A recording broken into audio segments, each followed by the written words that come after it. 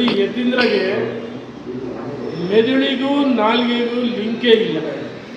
ಎಲ್ಲ ಒಂದು ಕಡೆ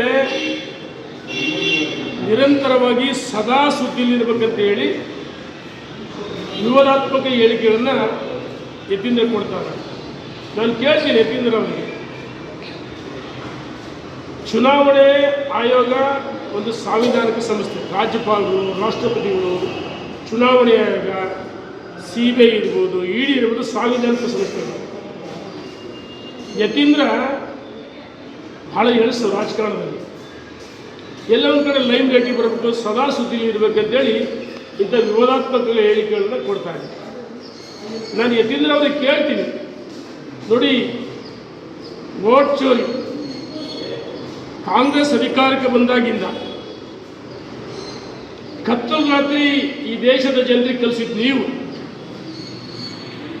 ಭ್ರಷ್ಟಾಚಾರ, ಹಣ ಹಂಚಿ ರಾಜ್ಯಕ್ಕೆ ಅಧಿಕಾರಕ್ಕೆ ಬಂದಂಥವ್ರು ನೀವು. ಆಯಿತು, ರಾಹುಲ್ ಗಾಂಧಿ ಅವರು ಹೇಳಿಕೆ ಕೊಡ್ತಾರಲ್ಲ, ಇಷ್ಟು ವರ್ಷ ದೇಶದಲ್ಲಿ ನೀವೇ ತಾನೇ ಆಡಳಿತ ಮಾಡಿದ್ದು, ಆವಾಗ ಮತಗಳತನ ನೀವು ಮಾಡಿದ್ದಾನೆ. ಹಣಬಲ, ತೋಳ್ಬಲ, ಅಧಿಕಾರ ಬಲ ದುರುಪಯೋಗ ಮಾಡಿಕೊಂಡು ಇಷ್ಟು ವರ್ಷ ಅಧಿಕಾರ ಮಾಡಿದ್ರಿ ದೇಶದಲ್ಲಿ. ಈ ದೇಶದ ಪ್ರಜ್ಞಾವಂತ ಮತದಾರರು ನಿಮಗೆ ಕಪಾಳ ಮೋಕ್ಷ ಮಾಡಿ ಲೋಕಸಭೆಯಲ್ಲಿ ಪ್ರತಿಪಕ್ಷ ನಾಯಕ ಸ್ಥಾನ ಅವಕಾಶದಲ್ಲಿ ಆ ರೀತಿ ಮಾಡಿದ್ರು. ಇನ್ನೂ ಬುದ್ಧಿ ಬಂದಿಲ್ಲ. ಏನಿದೆ ಆರೋಪ? ನೀವೇ ತಾನೇ ಮತಗಳತನ ಮಾಡಿದ್ದು. ಯಾವುದೇ ಸಾಕ್ಷ್ಯ ಆಧಾರಗಳಿಲ್ಲ. ರಾಜ್ಯದಲ್ಲಿ 2023ಕ್ಕೆ 138 ಸೀಟ್ ಬಂದಿವೆ ಅಂತೇಳಿ ಹಿಂಗೆ ಬಿಂಬಿಸ್ತೀವಿ, ಎದೆ ಉಬ್ಬಿಸಿ ಹೇಳ್ತಿಲ್ಲ. ಅವ ನೀವು ಮತಗಳತನ ಮಾಡಿದ್ದೀರಾ? ನಾವು ರಾಜ್ಯದಲ್ಲಿ ಸೋತು ಸಹ ಗೌರವದಿಂದ ಜನಾದೇಶಕ್ಕೆ ಗೌರವವನ್ನು ಕೊಟ್ಟು ತಲೆಬಾಗಿ ನಾವು ಪ್ರತಿಪಕ್ಷವಾಗಿ ಕೆಲಸವನ್ನು ಮಾಡ್ತಾ ಇದ್ದೀವಿ. ಯತೀಂದ್ರ ಅವರೇ, ಇದನ್ನು ಬಿಡಬೇಕು, ಅನಗತ್ಯವಾಗಿ ಆರೋಪ ಮಾಡೋದು.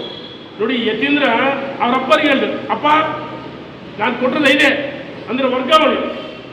ಮೊಬೈಲ್ನಲ್ಲಿ ಮಾತಾಡಿ ಮಾಧ್ಯಮಕ್ಕೆ ಸುದ್ದಿಯಾಗಿ ಜನರಿಗೆ ಕಾಮಿಡಿ ಪೀಸ್ ಆದ್ರಿ. ಕುಕ್ಕರ್ ಹಂಚಿಗಳಂತ ಹೇಳಿಕೆ ಕೊಟ್ಟರೆ ನೀವೇ ಬಾಲಿಶವಾದ ಹೇಳಿಕೆ ಚುನಾವಣೆಯಲ್ಲಿ. ಮತ್ತು ಕಳೆದ ವಾರ ಬೆಳಗಾಂನಲ್ಲಿ ಸಿದ್ದರಾಮಯ್ಯನವರ ಉತ್ತರಾಧಿಕಾರಿ ಸತೀಶ್ ಜಾರಕಿಹೊಳಿ ಅಂತ ಹೇಳಿದ್ರಿ. ನಿಮ್ಮ ಸಚಿವರುಗಳೇ ಕೆಲವರು ಡಿಫೆಂಡ್ ಮಾಡ್ಕೊಂಡ್ರು, ಇನ್ನು ಕೆಲವರು ಅದು ವೈಯಕ್ತಿಕ ಹೇಳಿಕೆ ಅಂದರು. ರಾಮನಗರ ಶಾಸಕರು ಏನು ಹೇಳಿದರು? ಯತೀಂದ್ರಿಗೆ ಅಧಿಕಾರ ಕೊಟ್ಟದ್ದು ಯಾರು?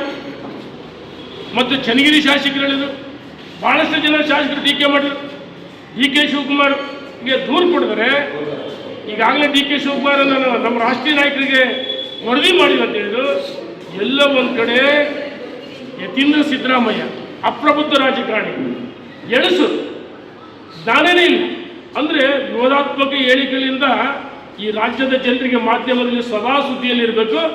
ಬಹುಶಃ ನವೆಂಬರ್ನಲ್ಲಿ ಕ್ರಾಂತಿ ಅಂತ ಹೇಳಿ ಅವರ ಪಕ್ಷದವರೇ ಹೇಳ್ತಾರೆ. ಹಾಗಾಗಿ ಎಲ್ಲ ಒಂದು ಕಡೆ ಮುಂದೆ ಉನ್ನತ ಹುದ್ದೆ ಅಲಂಕರಿಸ್ಬೇಕಂತೇಳಿ ಈ ರೀತಿ ವಿವಾದಾತ್ಮಕ ಹೇಳಿಕೆಗಳಿಂದ ಫ್ರಂಟ್ ಲೈನಿಗೆ ಬರ್ಬೇಕಂತೇಳಿ ವಿವಾದಾತ್ಮಕ ಹೇಳಿಕೆಯನ್ನು ಕೊಡ್ತಾ ಇದ್ದಾರೆ. ಇದು ಅತ್ಯಂತ ಖಂಡನೀಯ. ಚುನಾವಣೆ ಆಯೋಗದ ಆಯುಕ್ತರ ಬಗ್ಗೆ ನೀವು ರಾಜಕೀಯ ಪುಡಾರಿ ಅಂತ ಹೇಳ್ತಲ್ಲ, ನಿಮ್ಮ ಪಕ್ಷ ಪುಡಾರಿ ಪಕ್ಷ. ಅಧಿಕಾರಕ್ಕೆ ಬಂದವರು ಸ್ವಜನ ಪಕ್ಷಪಾತ, ಭ್ರಷ್ಟಾಚಾರಕ್ಕೆ ಮತ್ತೊಂದು ಹೆಸರು ಕಾಂಗ್ರೆಸ್. ಹಾಗಾಗಿ ಈ ಹೇಳಿಕೆಯನ್ನು ಖಂಡಿಸ್ತೀವಿ. ತಕ್ಷಣ ವಾಪಸ್ ಪಡಿಬೇಕು. ಎಲ್ಲ ಒಂದು ಕಡೆ ಏನು ಯತೀಂದ್ರ ಸಿದ್ದರಾಮಯ್ಯನವರು ಬೆಳಗಾವಿಯಲ್ಲಿ ಹೇಳಿಕೆ ಕೊಟ್ಟರೆ ಅವ್ರ ಹೇಳಿಕೆ ಅಲ್ಲ, ಇದನ್ನು ಡೈವರ್ಟ್ ಮಾಡೋಕ್ಕೋಸ್ಕರ ಸಿದ್ದರಾಮಯ್ಯನವರು ಸ್ವತಃ ಅವ್ರ ಮಗನ ಬಾಯಲ್ಲಿ ಹೇಳ್ತಾರೆ. ಹಾಗಾಗಿ ಇವ್ರ ಹೇಳಿಕೆಗೆ ಯಾವುದೇ ಕಿಮ್ಮತ್ತು, ಕವಡೆ ಕಾಸಿನ ಕಿಮ್ಮತ್ತಿಲ್ಲ ಅಂತ ಹೇಳಕ್ಕೆ ಇಚ್ಛೆ ಪಡ್ತೀನಿ. ತಕ್ಷಣ